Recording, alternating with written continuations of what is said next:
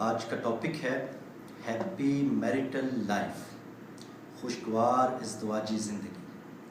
ہم اپنے ازدواجی زندگی کو کس طرح خوشگوار بنا سکتے ہیں، اس میں جو تلخیاں آ جاتی ہیں اس کو کس طرح کم کر سکتے ہیں، اس میں ہم زیادہ سے زیادہ خوشیاں اور اپنی زندگی کو کس طرح زیادہ سے زیادہ پر لطف بنا سکتے ہیں، اس کے 10 پرنسپلز ہیں جن کو ہم اس لیکچرز میں کور کریں گے۔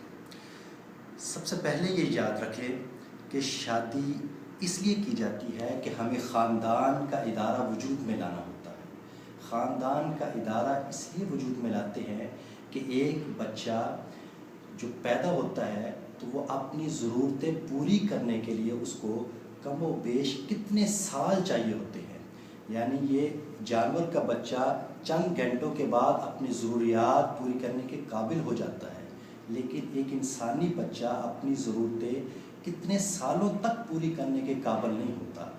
اس وجہ سے جیسے ہی پھر دوسری طرف دیکھیں تو بڑھاپے میں جب پہنچتا ہے تو بڑھاپے میں 50 سال کے بعد اب اس کا جو جسم اور اس کی توانائیاں کم ہونا شروع ہو جاتی ہے، اس کو پھر ایسے لوگوں کی ضرورت ہے جو اس کی زندگی کی ضروریات کو پورا بھی کریں اور اس کی جسمانی، اس کی روحانی، اس کی نفسیاتی ضرورتوں کو پورا کرنے کے لیے کچھ لوگوں کا موجود ہونا بہت ضروری ہے۔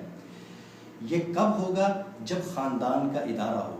خاندان کا ادارہ بالکل انسان کے لیے ہوا، پانی اور خوراک کی طرح ہی ضروری ہے۔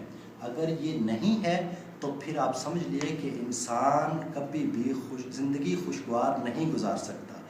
جن معاشروں نے خاندان کے ادارے کو ختم کر کے انہوں نے آزاد جنسی عمل کی آزادی دی اور اس کے بعد انہوں نے اب تو یہ معلوم حقیقت ہے کہ دنیا نے اس کا تجربہ بھی کر کے دیکھ لیا کہ یہ انسان کے لیے بہرحال بہت بری صورتحال کا ضامن ہے خاندان کا اگر ادارہ وجود میں نہیں لایا جاتا۔ خاندان کا ادارہ کب وجود میں آتا ہے؟ جب ایک مرد اور عورت ہمیشہ ساتھ رہنے کا، شادی کے بعد ہمیشہ ساتھ زندگی گزارنے کا عہد کرتے ہیں اور وہ معاشرے میں اسی حیثیت سے رہتے ہیں۔ چونکہ یہ دو افراد کا معاملہ ہوتا ہے، ان کا مزاج بھی الگ ہوتا ہے، جنس بھی الگ ہوتی ہے، ان کے زندگی کو دیکھنے کا نقطہ نظر میں فرق بھی ہو سکتا ہے۔ اس وجہ سے دو مختلف لوگوں کو، مختلف مزاج کے لوگوں کو ساتھ زندگی گزارنے کے لیے کچھ باتوں کو پیش نظر رکھنا چاہیے۔ Number 1، take your responsibility. سب سے پہلے جب یہ شادی کا ادارہ وجود میں آ گیا، اب ہمیں سب سے جس شخص کو بھی یہ اس کا احساس ہوگا اس پر یہ لازم ہے کہ وہ اپنی ذمہ داری کو محسوس کرے۔ وہ یہ سمجھے، ہر دونوں پارٹنر یہ سمجھے اپنے اپنی جگہ پر کہ ہمارے لیے یہ میری ذمہ داری ہے کہ میں اس رشتے کی بقا اور اس کو نبھانے کی ذمہ داری صرف مجھ پر ہے۔ تو یہ جب تک ذمہ داری قبول نہیں کی جائے گی اس وقت تک یہ معاملہ آگے نہیں بڑھے گا، اس میں خوشگواری نہیں آئے گی، تلخیاں بڑھے گی۔ نمبر 1، ٹیک یور رسپانسبلٹی، اپنی ذمہ داری کو قبول کریں، نمبر 1۔ نمبر 2، ڈیمانڈ لیس گیو مور۔ اپنے اندر یہ اپنی تربیت کریں کہ زیادہ سے زیادہ دینے والے بنے، نہ کہ لینے والے۔ اپنی اس زندگی میں، اپنے ازدواجی زندگی کو اچھا بنانے کے لیے اپنے پارٹنر کو زیادہ سے زیادہ سہولت دینے والا ذہن بنائیں، اس میں زیادہ سے زیادہ اس کے لیے بہتر سے بہتر معاملات کریں اور اس سے کم ڈیمانڈ کریں۔ جب زیادہ دینے والے بنتے ہیں اور کم ڈیمانڈ کرتے ہیں تو نتیجے میں خوشگواری آتی ہے، ہمارا ریلیشن مضبوط ہوتا ہے۔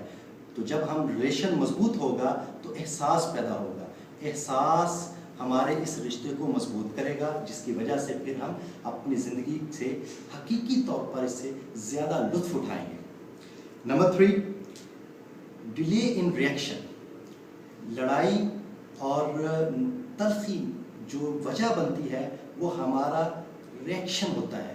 اگر کسی نے کوئی بات کہی، ہم نے اس کے اوپر فوراً ریئیکشن دے دیا تو ہو سکتا ہے کہ بات کہنے والا کسی اور اینگل میں بات کہہ رہا ہو، لیکن ہم نے بات کسی اور طرح سمجھ لی، یا اگر بات ہم نے صحیح بھی سمجھ لی تو لیکن اس کا یہ ریئیکشن اس وقت مناسب نہیں تھا، کیونکہ کسی پارٹنر نے، دوسرے ساتھی نے اگر کوئی بات کہی ہے تو اگر وقتی طور پر ڈیلے کر دیا جائے تو نتیجتاً کیا ہوگا کہ تھوڑی دیر کے بعد اس بات کی تلخی کم ہوگی، ایک دوسرے کی بات کی انڈرسٹینڈنگ زیادہ ہو جائے گی، جس کی وجہ سے پھر اتنا زیادہ مسئلہ نہیں ہوتا۔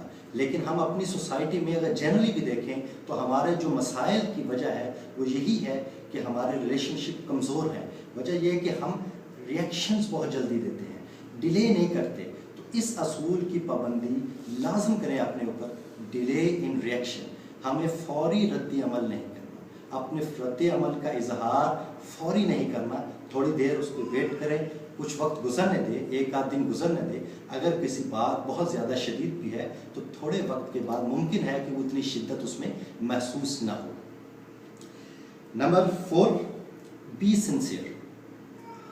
اگر ہمیں یہ لگے کہ ہمارے پارٹنر میں یہ غلطی ہے اور اس کے اندر یہ نقص ہے تو اس کو بڑا مخلصانہ ایک دوستانہ ماحول میں اس کو دور کرنے کی کوشش کرنی چاہیے۔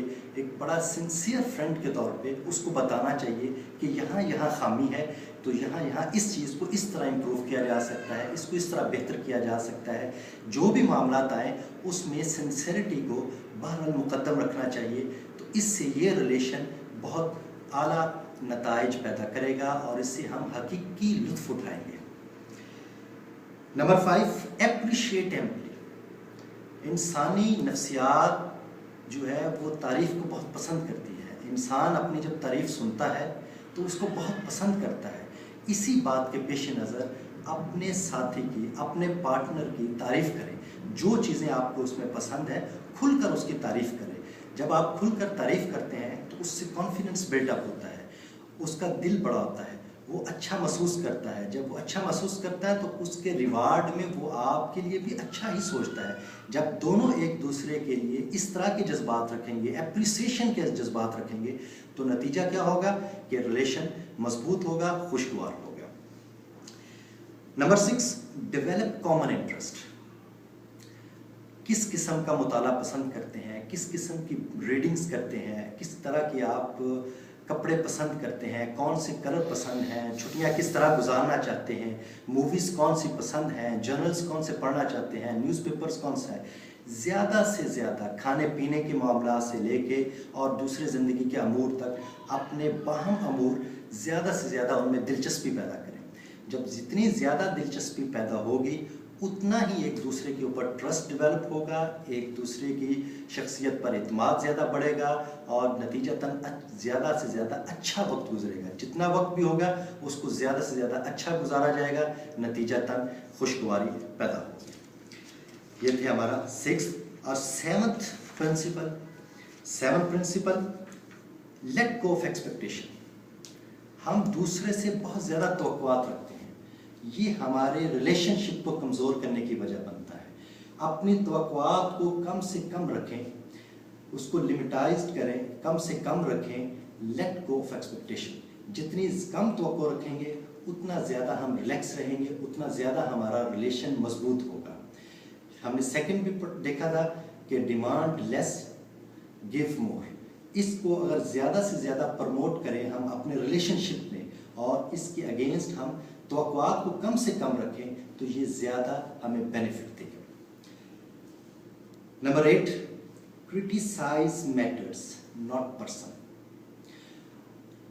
معاملات پر تنقید کریں، افراد پر تنقید نہ کریں۔ یعنی ہمیں اگر ہمارے پارٹنر نے کوئی معاملہ غلط کر دیا ہے اور ان سے غلطیاں سرزد ہوئی ہیں تو ہمیں صرف معاملے کو دیکھنا چاہیے، ہمیں اس کو مطلب ہمارے ہاں عمومی رویہ یہی ہوتا ہے کہ ہم دوسرے کو یہ کہہ دیتے ہیں، اگر کسی نے کوئی غلط معاملہ کیا تو ہم نے کہہ دیا تم تو ہو ہی جاہل، تم تو ہو ہی بیوقوف، تم تو ہمیشہ ایسے ہی کرتے ہو۔ اس طرح کے الفاظ بولنے کی بجائے اگر معاملہ صرف غلط ہوا ہے، کھانے پینے میں، رہن سہن میں، زندگی کے دوسرے امور میں اگر کہیں ہوا تو صرف اتنے ہی معاملے کو بتایا جائے کہ یہ معاملہ غلط ہے، یہ چیز ٹھیک نہیں ہوئی ہے۔ لیکن جب ہم فرد کو کرٹیسائز کرتے ہیں تو یہ اس ریلیشن کو بھی خراب کرتا ہے، اور اس کے علاوہ اگر ہم دوسرے افراد کے ساتھ ریلیشن شپ کو بھی دیکھیں تو یہی سب سے بڑا مسئلہ ہوتا ہے۔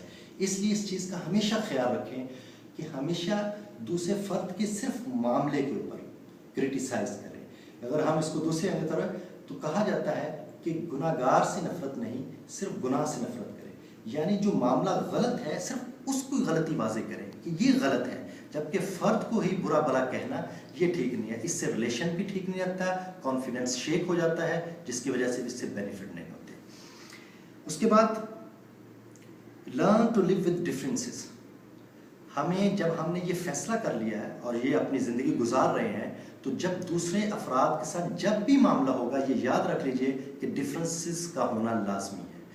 یہ جو کائنات ہے یہ جس اصول پر بنی ہے اس میں ہر افراد کو چونکہ آزادی حاصل ہے، تو یہ آزادی جب ہم اپنی استعمال کریں گے تو اس کے نتیجے میں کسی دوسرے کے لیے کچھ نہ کچھ مشکلات پیدا ہو جائیں گی، کچھ نہ کچھ اس کے ساتھ مسئلہ پیدا ہوگا. تو اپنے اس چیز کو ذہن میں رکھیں کہ ہمیں اس چیز کی اپنی تربیت کرنی ہے کہ ہم نے ڈفرینسز کے ساتھ رہنا سیکھنا ہے، دوسرے لوگوں کے اختلافات کو برداشت بھی کرنا ہے، اور اس کے ساتھ ہم نے بہتر وقت کیسے گزارا جا سکتا ہے اس چیز کی ہمیں ٹریننگ کرنی ہے. یہ چونکہ فرد کا معاملہ ہوتا ہے اس کو اپنی یہ تربیت کرتے رہنا چاہیے، اس کو یہ سیکھتے رہنا چاہیے، اور اس کو باقاعدہ اپنا ہدف بنانا چاہیے، اس کا ٹارگٹ بنانا چاہیے کہ اس نے ڈفرینسز کے ساتھ کس طرح ٹریٹ کرنا ہے. اس کے بعد ہمارے آخری 10th، don't argue in presence other people. ہمیں دوسرے لوگوں کے سامنے اپنے میاں بیوی کے جھگڑوں کو واضح نہیں کرنا چاہیے. اگر ہمارا کوئی اختلاف پیدا ہو جائے تو ہمیں دوسرے لوگوں کے سامنے اس کو موضوع بحث نہیں بنانا چاہیے، بلکہ اس کے لیے یہ آپس میں ایک دوسرے کے ساتھ سیٹل کر لیں معاملہ کہ اگر ہمارے درمیان کوئی مسئلہ ہوگا تو ہم اس کو سیپریٹ بیٹھ کے، الگ بیٹھ کے ہم آپس میں بات کریں گے. بچوں کے سامنے بھی بات اس طرح کی لڑائی جھگڑے کی بات کرنے سے احتیاط کرنی چاہیے، اور اس سے بڑھ کے دوسرے افراد سے تو زیادہ احتیاط کرنی چاہیے.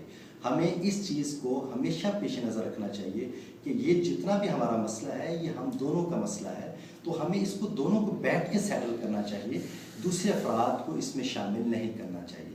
کیونکہ جب ہم دوسرے افراد کو شامل کر لیتے ہیں یا ان کے سامنے یہ معاملہ ہوتا ہے تو پھر انسانی انا جو ہے وہ پھر ایگو انسان ہرٹ ہوتی ہے، جس کی وجہ سے وہ اس معاملے کو پھر آگے حل نہیں ہونے دیتی. سولوشن سامنے نظر آ رہا ہوتا ہے، معلوم ہو جاتا ہے کہ اتنی بڑی بات نہیں تھی، دوسرے کا کہنا بھی صحیح تھا، اس کو بھی سن لیا جاتا تو کوئی اتنا بڑی بات نہیں تھی. لیکن اس کے باوجود پھر ہم یہ دیکھتے ہیں کہ انا جو اس کے درمیان حائل ہو جاتی ہے وہ پھر معاملے کو حل نہیں ہونے دیتی. اس وجہ سے ہمیں ہمیشہ اس بات کا پیش نظر رکھنا چاہیے کہ ہمیں اپنے معاملات کو الگ بیٹھ کے ڈسکس کر لینا چاہیے، تاکہ اس میں یہ جو 10 پرنسپلز ہیں اس کو اگر فالو کیا جائے تو یقیناً ہم اپنی ازدواجی زندگی کو بہت زیادہ خوشگوار بنا سکتے ہیں، اور ہم اپنی زندگی سے خوشیاں حاصل کر سکتے ہیں، ہم اپنی زندگی سے تلخیوں کو کم کر سکتے ہیں. 1 to 1 کاؤنسلنگ کے لیے آپ رابطہ کر سکتے ہیں. 3 طرح سے رابطہ کر سکتے ہیں آپ. نمبر 1 ای میل کے تھرو. ای میل ایڈریس ہے ikram.ch1@gmail. ikram.ch1@gmail. Skype motivation.ch92. motivation.ch92. اور سعودی عرب میں phone number 05924980260. 05924980260. Thank you for watching this video.